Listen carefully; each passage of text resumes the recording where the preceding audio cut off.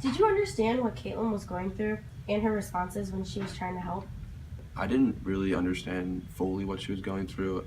Um, I know as a father I should have, but my son actually kind of filled that role when he was with us. He helped her understand things, and with the loss of him, I didn't do it as good as a job as I should have, filling that role and being there for her and helping her emotionally and mentally. What is Asperger's syndrome and what are common characteristics of a child or person with Asperger's? So, Asperger's syndrome is a developmental disorder that affects socialization. With children, they tend to struggle with developing friendships, maintaining them, and just communicating in general. They also tend to struggle with reading expressions, facial expressions. It's not really that challenging, I guess, academically normally. They tend to do fairly well in school. It's mostly just the social aspect of their life tends to be more of a difficult part. How did you feel when Caitlin was running through Lowe's? Why didn't you want to cry in front of Caitlin and discuss the grief? At first, I was really just afraid of where she went. I was scared. I didn't want her to see me crying just because I didn't think it would help with everything that she's been through. I just felt like seeing me be emotional wouldn't make things better. I'm supposed to be the strong father figure, so I thought by just being a tough guy that would make things better, but I guess in the end it really didn't. How did finishing the chest help you build your life again? Finishing the chess was just sort of a closure for Caitlin and I. It was a project that we could work on together, and it kind of just brought us closer and really helped both of us with the grieving process. So, I just wanted to learn closure and empathy. The chest was just sitting there with its little sheet over it and then blowing the wind in the vent. It was really distracting me, so I decided that we'd do this. Why do you think Michael was a good first friend for Caitlin? So this is actually kind of interesting. With people on the autism spectrum, in a lot of cases, they tend to be developmentally behind a couple of years. So for example, a student that is 5 years old actually maturity-wise is more at the age of 3.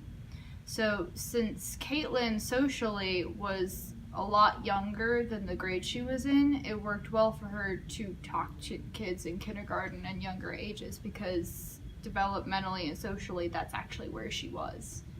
What did you hope would happen when you started cutting the tree with the quarter? Did you think it would take a long time? Well, I obviously hoped that I would get wood out of the tree, but that didn't happen. I thought that the quarter was going to be sharp enough because there are ridges on quarters, but it wasn't. So I thought that it wouldn't take me long because Dad and Devin had wood already for the chest and didn't take them long to get that wood. But yeah, it took a really long time and it didn't work. Quarters aren't sharp. How did you feel when you saw Josh crying?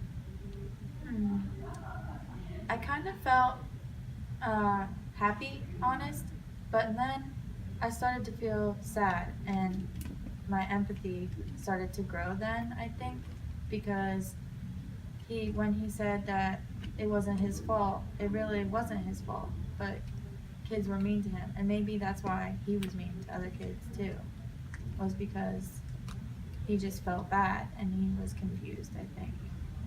You seem to be very impatient with Caitlin. Why? Did it get worse after your son's death? Well, her mother was always the patient one. After losing her and then 2 years later losing Devin, I kind of just fell apart. I wasn't really good with being patient, and in this circumstance, you really need patience when dealing with someone like Caitlin.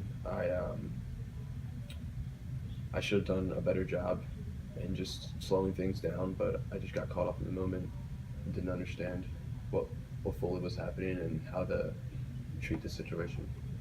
How did carving Devin's nickname for you, Scout, into the chest feel? Well, Devin did that for me in my hiding spot in his room. And in my hiding spot, I'm very comfy and happy. So I did that for Devin because I know that he liked calling me Scout. And I liked when he called me Scout. And it was just a very happy thing for me to do for him as part of my closure. Can you explain why Caitlin takes things so literally? So actually, a very common aspect among many children on the autism spectrum is that they are very literal thinkers. And this is mostly due to the fact that a lot of them are socially and developmentally behind and tend to have more of a child's mindset, where, particularly young children tend to think more literally, and they kind of don't outgrow that trait. It kind of goes along with any other aspects of Asperger's syndrome, the struggle with eye contact and kind of struggling to read facial expressions. They all kind of go together because as a young child you still are learning how to do that, and effectively with Asperger's syndrome you are learning how to be social, which is a common sense, no, you don't even think about it thing for neurotypical people. You're learning how to be social your entire life.